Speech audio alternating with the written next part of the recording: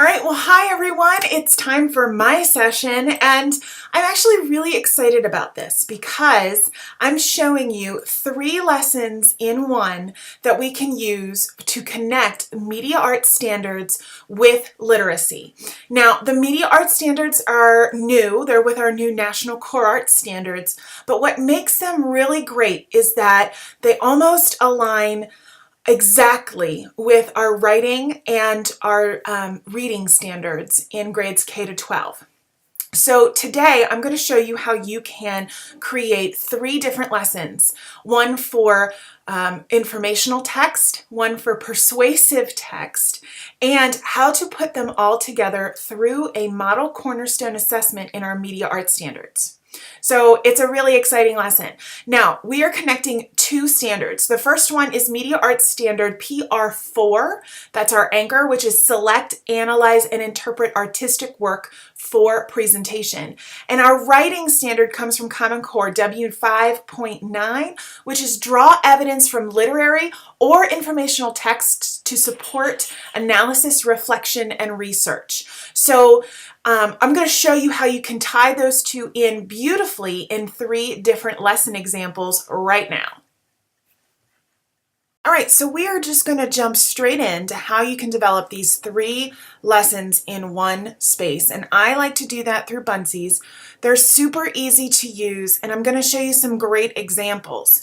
But what I like about this is that with a Buncee, it's all in one space. So what I mean by that is that I can create my lesson in this area, and then I can also assign something from this area to my students, and they can use the exact same platform. All they have to do is log in, and it looks exactly the same. So it's very familiar to them. I use it for presentations all the time, but then they can use it to present back to me. So I'm building those media arts standards straight in by how I'm presenting the work, but also in how they're also using the platform both for research and for presentation. So that's why I like to use this so much. And there's a lot of different things in there. You'll see them as an exhibitor, and they're doing a 50% off code today. So if you like how I'm doing this, definitely go in there and grab that code and just go ahead and play with this a little bit with your students. Okay, so now let's just jump in. I want to show you what I'm doing. What I'm trying to do with this lesson is get through both informational text and persuasive text. So I'm connecting that standard from the writing part with the media arts standard of select, analyze, and interpret artistic work for presentation. So I'm pulling those 2 pieces together in this lesson. So we start with what makes a great news story, and then we take a look at what makes a persuasive story, and then we pull them together. Now, before I jump in completely, let me show you where I got this idea. This actually comes directly from the Media Arts Standards site, which is mediaartseducation.org, and that will be in my notes from the handouts from today. So if you go there and you look up their standards, it's right on the front screen, view the standards, you'll see them all laid out for you. So easy. And so here's my standard for media arts, which is PR4, Presentation 4, Select, Analyze, and Interpret Artistic Work for Presentation. What I love about this, though, is that this kind of idea can be easily bumped down for younger students, for our pre-K, kindergarten, first, and second graders, and it can be bumped up all the way through our high schoolers using the exact same platform. It's just a matter of how they manipulate the content. So you're going to have very basic content for our little ones, and you're going to have very advanced for our high school students. So this is where I found the standard. This is where I found the idea for the assignment. This is our model arts, or our media arts model cornerstone assessments. You'll also find these at mediaartseducation.org. You just select the grade band. So pre-K to 5, 3 to 5, middle school, and high school, and they provide you with sample cornerstone assessments that you can use, and it gives you the entire packet. And this, you'll notice, is students will produce a 1-minute documentary video that compares and contrasts the form and content of a news segment with a commercial by editing together images, sound, and movement selections from each and adding their own interpretive text and narration. So instead of doing a documentary, I'm just having them do a Buncee. And what's great about this cornerstone is that it walks you through the entire thing. So you can modify this as much as you'd like, but it walks you through. It's almost like a lesson plan for you, and it produces the end assessment. So you have task-specific rubrics. Look at this. How awesome is this? And what's great about these rubrics is that it's easily aligned. You can almost lay them on top of each other with the writing Common Core standards. So it's so easy to use, and you're looking at your focuses. So right now I'm working with the students in the producing part. So that's the part that I'm really looking for when I'm assessing their work. So again, I hope that you'll go and use this. This is where I got the idea for this lesson. And essentially, I took this cornerstone assessment idea and I broke it into 3 mini lessons, which are all 3 core to what we're trying to do, both with writing and with media arts. All right, so let's get back to that. When I come back to my navigator, I've already created these, and I'm going to walk you through them, but I'm also going to show you how you can create your own and manipulate your own very briefly towards the end. So if I go in here into what makes a news story, this is this is the first lesson. So I talk to students about elements of a news story, that they need to have a headline, details, and a closing. So those are the core aspects of it. What's nice though is that I found a great resource on the web that I wanted to include. So I actually added it to this little graphic, and when I click the link, it will take me to that resource, which is from Time for Kids. And look, it has the checklist already here. We can go through a sample paper together and even look at their organizer. So all of that is right here waiting for me when I click that link. If I'm done with this, after I go through it with my students, I click out and I'm ready for the next piece.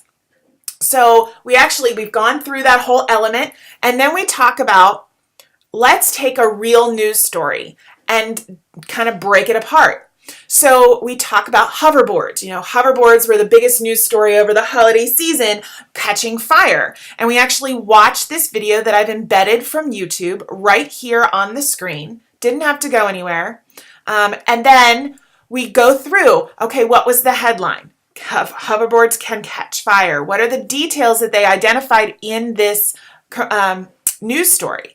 The batteries overheat, children are the primary users, indicating it might be dangerous, and parents should be aware of that, and that they're unstable. And that closing, rethink this as a holiday gift. Okay? So I've gone through the first part, and I know I'm going quickly, but I am under a time crunch.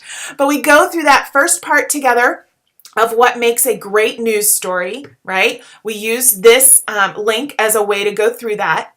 And this, again, is happening all from my computer. So I could hook it up to the projector and we go through it together.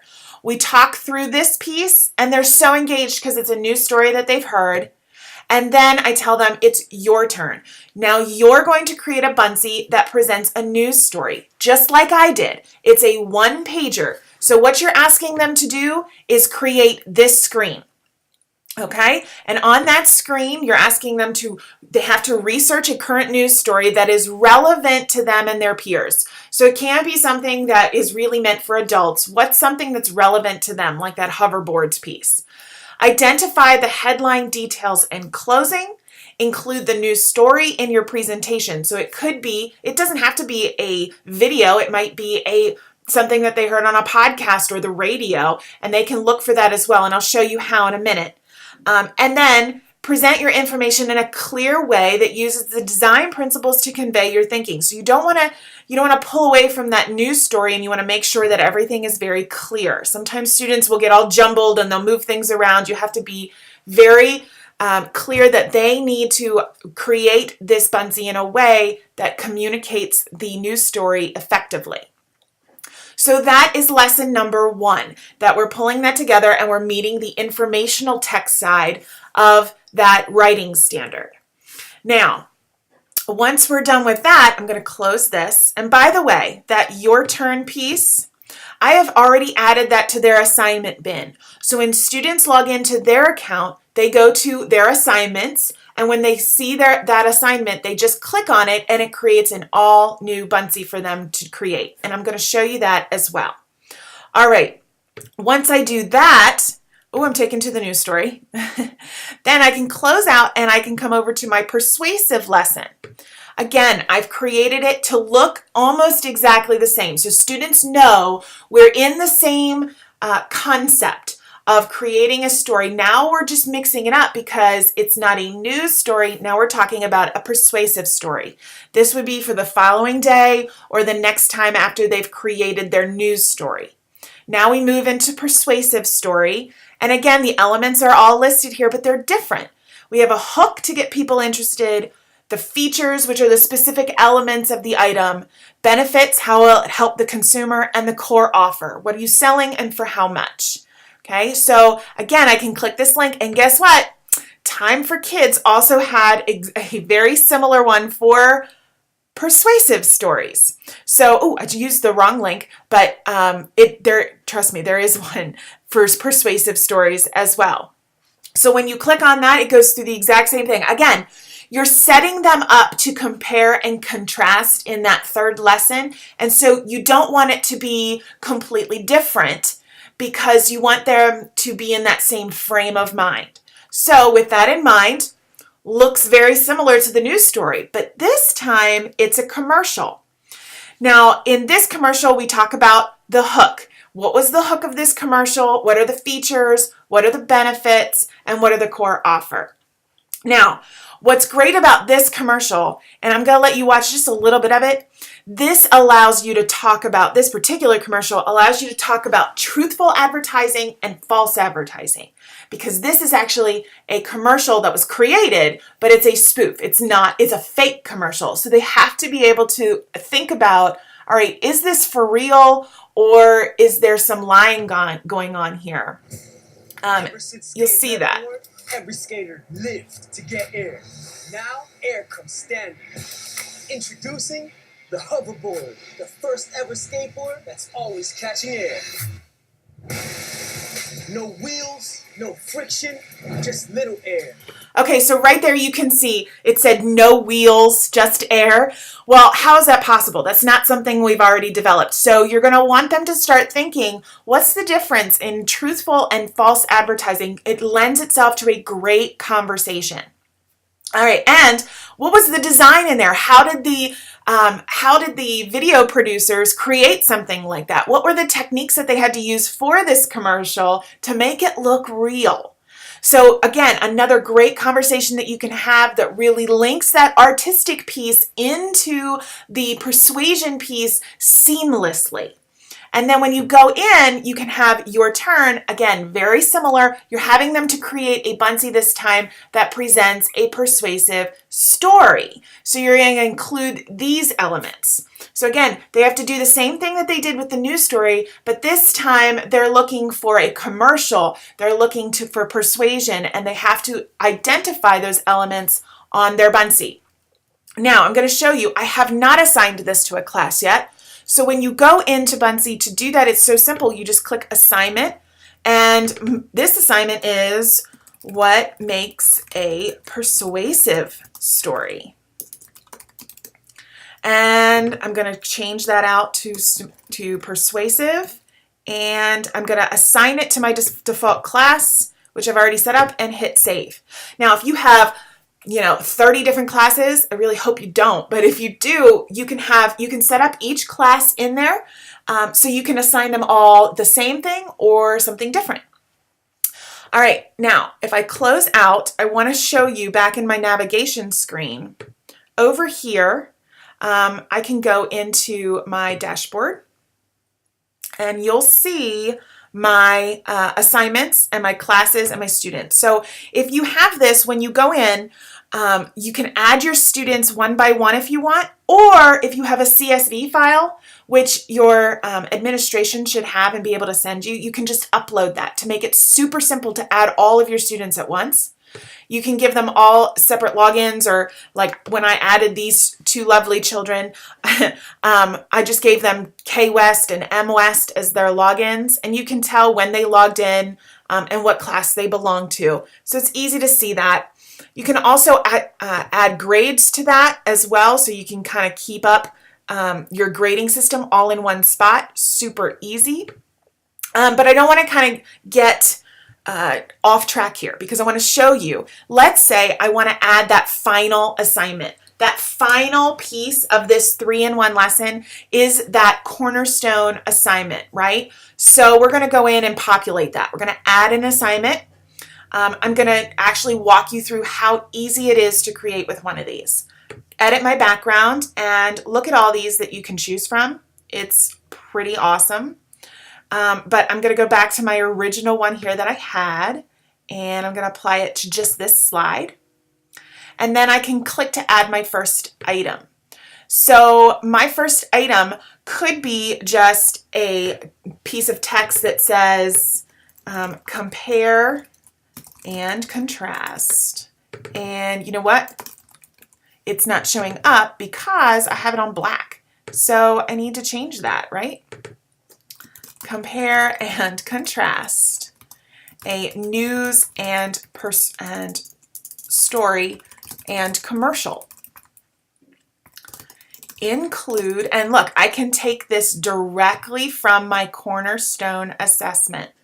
So if I wanted to, I could copy and paste this and then just put it in kid-friendly language over here. And look at that. And I can pull it out, make it as big or as small as I want, just by adjusting the size down here. I might want to make it a little smaller. Maybe that's too small for my old eyes. And then students will produce a 1-minute, we could, instead of 1-minute documentary video, we can do a Buncee that compares and contrasts the form and content of a news story with a 30-second commercial on a, oh, I keep getting off there. There we go. On a topic, on a selected topic by editing together images, etc. Okay, now for 5th graders, they can understand this. If I had to edit that a little bit for my younger students, I could certainly do that. And if I had to make it a little bit more advanced for my older students, I could do that as well. Now, this is just providing them the assignment, and that's what I want them to do.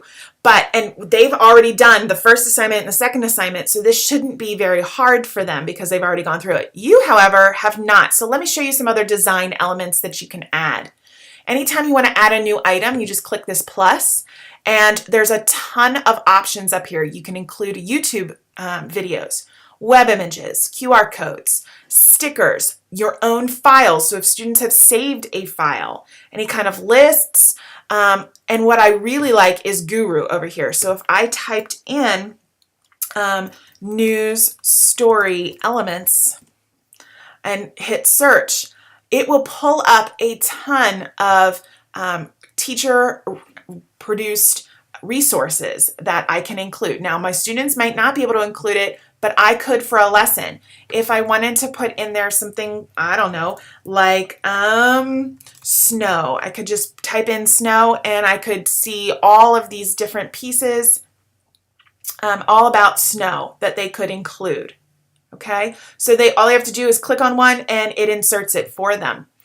Another piece that's great is these stickers, because they call them stickers, but they're really these great images that students can put in there at any time. And another great piece, and look, it's so easy. I'm going to just put one in there just for fun. I can click add, and then I can move it around wherever I want. I can make it as big or as small as I want. Let's just make that a really big bus. And then I can even add some animation. So these are things that will play over time. And if, let's say I want to do the highlighter. Ooh, I like that, right? So I'm going to add that over here. And then I might selected topic. That might be my animation that I want to do. and we can have that play then when we view it. All right, so students can add all of these. There is really no limit. And let's say that you want to link. You remember how I used that computer? Let me just show you. That computer image that I had that said click here. Okay, I can add that anywhere on my screen and I can link it. So I can type in the link to that news story right here, and that way when they click on it, they'll be taken directly to that link. And the way I had click text was that I just added text. Click here. And then I can move that right there so that students can see it. And I'm going to change that color because I want to be able to see it. So that way students are already there. Now students, when they're working through here, they have the exact same elements that they can use. So they can play with this any way that they'd like. You can talk about how to use design in a way on these buncees that really communicates their message very clearly. When you're done, you can click view and see it in action. Look at that animation right there. That's great. If I don't like it, I can always go back to edit. Okay. If I like it a lot and I want to duplicate that slide, all I have to do is hit duplicate and I've got another slide waiting for me that looks exactly the same, and go back and forth. And that way I'm not always restarting from scratch. Okay. So this time I can delete any elements that I like and add as needed. Okay. And I'll put that there. You can reorder your elements any way you'd like. Click, drag, and drop. Easy, easy. And then you're done. Okay. Now, I can view that as well. And then when I go to the next one, oh, easy, right there. Okay. So that's how you create your buncees in there, and then you'll have it as an assignment for your classes. And then you can always go to your profile. You can see, you can create new buncees. You can go right to your latest buncees, which are here. And then the other thing that I love is the explore option. So you can see what other teachers have done. And I just want to show you a couple of examples before we go, so that you don't have to reinvent the wheel. This is one that our friend Chris did for the K-12 Art Chat. And look at this. He included a whole video on how to create digital stories. So you can play that.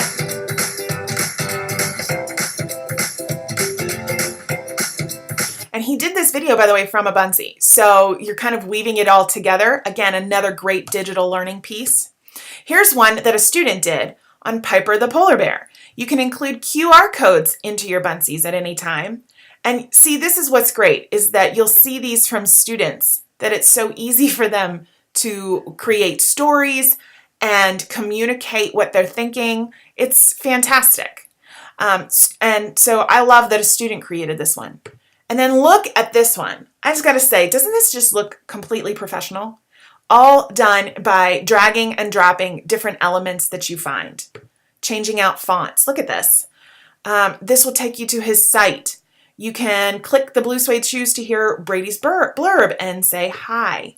So right there. You know you never know till you say hi. Hi.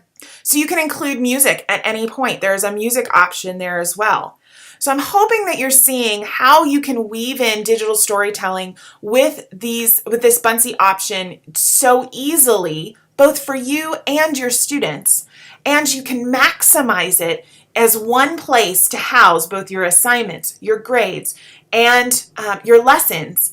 That makes it so easy to go from one to the other. So there you have it. I hope that this lesson example has been helpful for you. And remember to download the handout. It's also available in our on-demand site for the handout section, so that you have those lessons at your disposal along with all of those resources. All right, have a great next session.